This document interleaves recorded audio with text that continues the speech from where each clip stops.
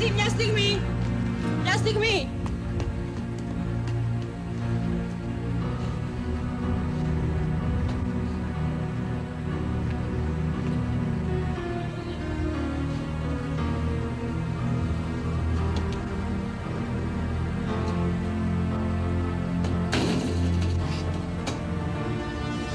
Βγάλεις άκρα γιατί θα πεθάνεις εδώ μέσα στο ταξί και θα σε πετάξουμε σε καμιά λακκούβα. Εντάξει, φύγαμε.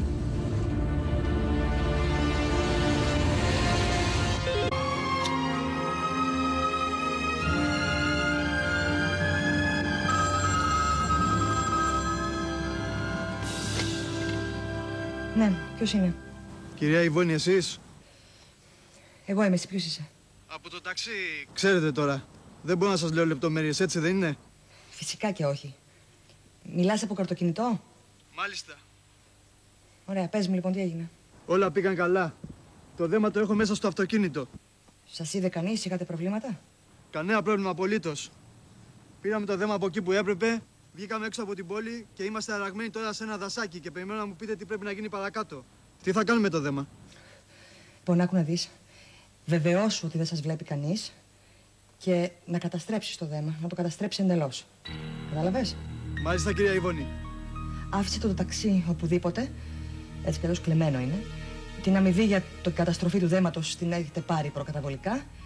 Και κοίτα να εξαφανιστείτε για αρκετό διάστημα από την πιάτσα. Μη συμβεί κανένα τύχημα και τα τεινάξουμε όλα στον αέρα. Αλλά πρόσεξε, το δέμα που έχετε στα χέρια σας θέλω να πάψει να υπάρχει. Θέλω να καταστραφεί εντελώς. Καταλαβες? Και να καταστραφεί έτσι, ώστε να φανεί ότι κάνατε ληστεία. Εντάξει? Και μετά είναι απαραίτητο να εξαφανιστείτε για ένα διάστημα από την πιάτσα. Εντάξει, κυρία Ιβώνη. Είστε σίγουροι όμως ότι πρέπει να το κάνουμε αυτό? Απόλυτα σίγουροι. Κάντε αυτό για το οποίο έχετε πληρωθεί, εντάξει? Σύμφωνοι. Εγώ θα είμαι στην Αθήνα αργά το βράδυ. Αν χρειαστείτε κάτι, ειδοποιήστε με. Αν κάτι πάει στραβά, πάρτε με τηλέφωνο. Δεν πρόκειται να πάει τίποτα στραβά, να είστε ήσυχοι. Είμαστε σε ένα έρημο δασάκι και το δέμα θα το παραχώσουμε έτσι που δεν πρόκειται να το ανακαλύψει κανείς ποτέ από εδώ και πέρα. Εντάξει. Κάντο.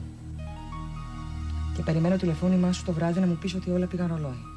Σύμφωνοι. Θα σας τηλεφωνήσω. Γεια σας. Άντε, γεια.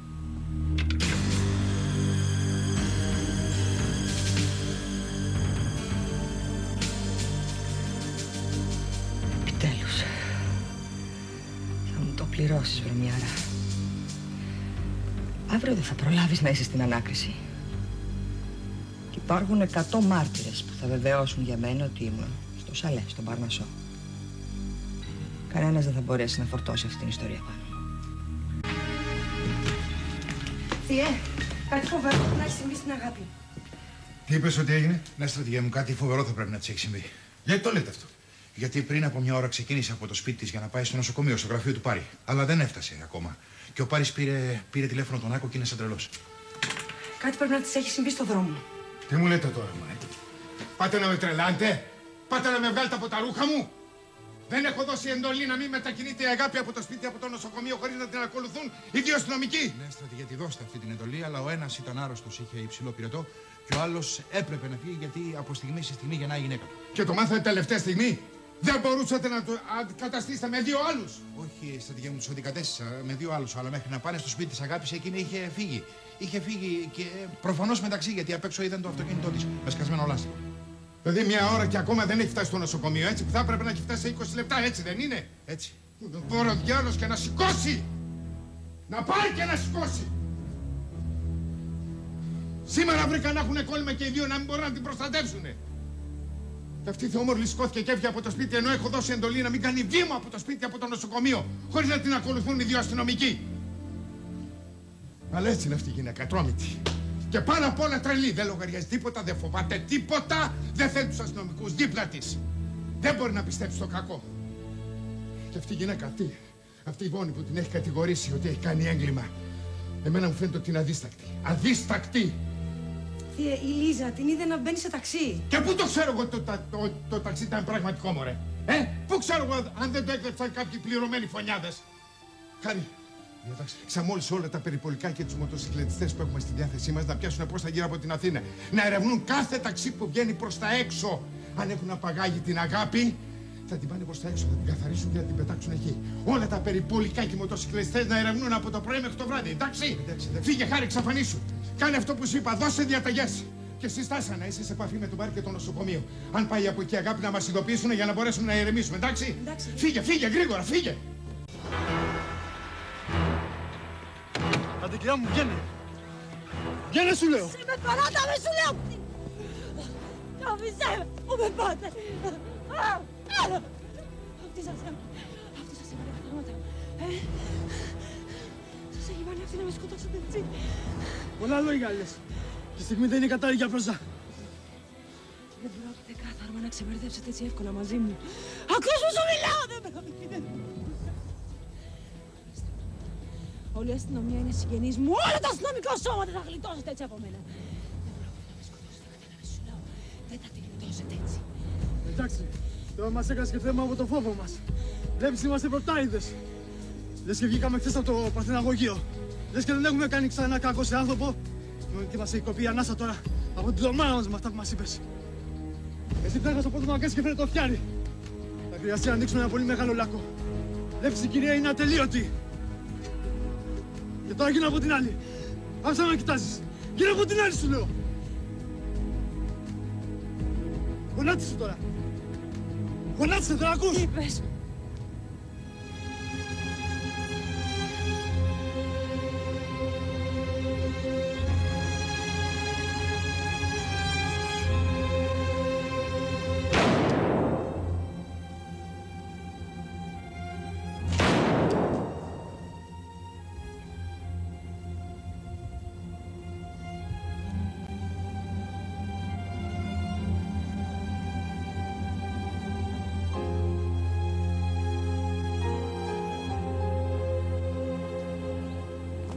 Ότι δεν θα ξεμπλέξεις με μένα έτσι.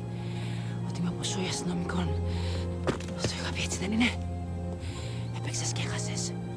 Και εσύ και ο φίλος σου.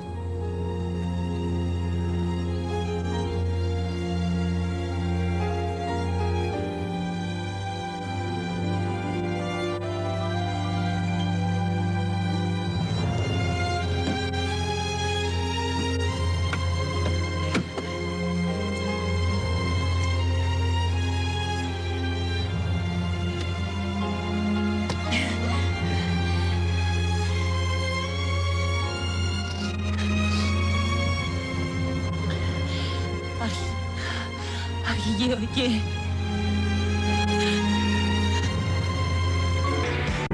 I can hardly hear you say what should I do?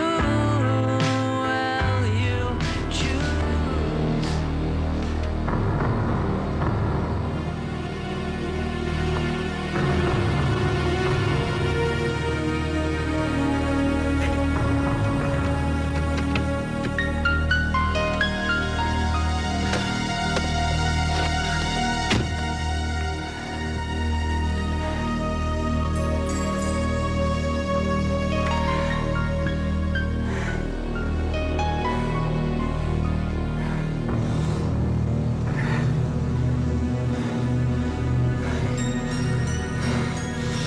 Εγώ είμαι. Έφτασα το σημείο που ήθελες.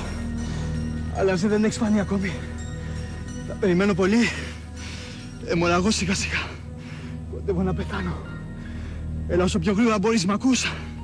Γιατί πρέπει να τρέξω γρήγορα να βρω κάποιον για το να με κοιτάξει. Ίσως με προλάβει. Εντάξει, σε περιμένω.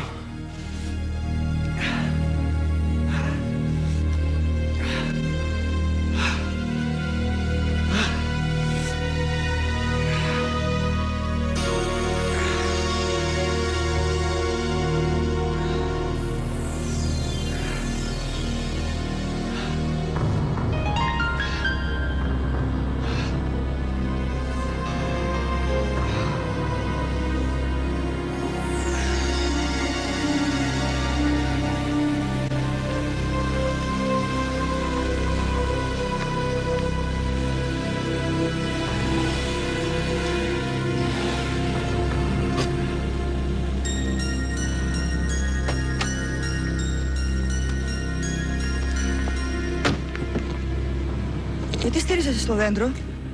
Δεν μπορείς να σταθείς όρθιος? Είσαι στραβή. Δεν βλέπεις τα αίματα. Είναι ώρες τώρα που χάνω λίγο αίμα. Κοντεύω να πέσω κάτω. Στριφογυρίζει γύρω μου ο κόσμος ολόκληρος. Ωραία. Και τι θέλεις από μένα? Εσύ μας έβαζες να σκοτώσουμε αυτή τη γυναίκα και τώρα εσύ πρέπει να με βοηθήσεις να γίνω καλά. Για τη δουλειά που σας έβαλα να κάνετε, σας πλήρωσα καλά, πολύ καλά. Μας έδωσε κάποια χρήματα, αλλά τα χρήματα θα έφταναν αν ήμασταν ζωντανοί. Τώρα όμως εγώ είμαι χτυπημένος. Χάνω αίμα σιγά από το πρωί. Κοντεύω να πέσω κάτω. Και αν πάω σε κάποιο νοσοκομείο για να δουν τι κατάτρεχει με την πληγή μου, το ξέρεις ότι θα καταλάβουν αμέσως ότι πρόκειται για τραύμα από σφαίρα. Θα καταγράψουν το όνομά μου, θα ειδοποιήσουν την αστυνομία και θα συλληφθώ αμέσως. Εσένα σε συμφέρει να με τσακώσουν. Γιατί άμα με πιάσουν και με μπαγλαρώσουν για φόνο, δεν πιστεύω να έχεις την αξίωση να σωπάσω. Θα κελαηδήσω. Θα τα πω όλα και η επόμενη σύλληψη θα είναι η δική σου. Γιατί μου τα λες όλα αυτά? Τι θέλεις από μένα? Λεφτά για να πάω σε κάποιον γιατρό. Από αυτούς που τους έχουν αφαιρέσει την άδεια. Έχουν κάνει πολλά τσαλί μες στη ζωή τους και περιθάλπτουν κακοποιούς.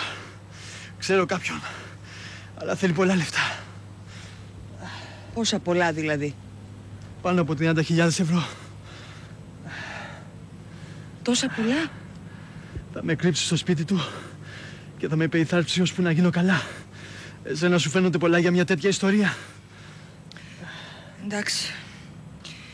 Το καταλαβαίνουμε και οι δύο ότι δεν πρέπει να σε πιάσει η αστυνομία και δεν πρέπει να μιλήσεις. Θα σου δώσω τα 30.000, αλλά κοίτα να είναι γιατρός της εμπιστοσύνης σου. Μην κουβαλείς τίποτα μπάτσους και πάθουμε καμιά ζημιά και σε τσακώσουνε. Όσο γι' αυτό μείνε ήσυχη. Και τώρα μην αργείς. Ξυλώσου γιατί δεν αντέχω άλλο. Δεν ξέρω καν αν θα προλάβω να φτάσω στο σπίτι αυτού του κολογιάτρου. Εντάξει. Εντάξει, θα σου δώσω τα λεφτά που θέλεις, εντάξει.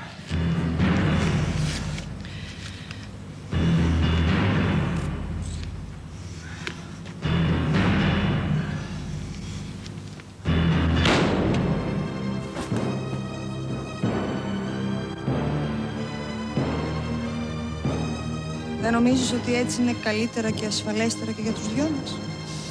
Ήρθες με το αυτοκίνητό σου. Άφησες ροδιές πάνω στο βρέχμενο χώμα. Οι αστυνομικοί θα σε ανακαλύψουν και θα σε πιάσουν. Μην είσαι βλάκας. Περίμενα ώρα έξω από μια ταβέρνα και από τον πρώτο ηλίθιο που ξέχασε τα κλειδιά επάνω στο αυτοκίνητο και μπήκε μέσα να τα πιει, το άρπαξα και ήρθα. Όπως βλέπεις, κανόνισα τα πράγματα μια χαρά και για τους δυο μας. Ούτε εγώ έχω φόβο να συλληφθώ, ούτε εσύ βέβαια.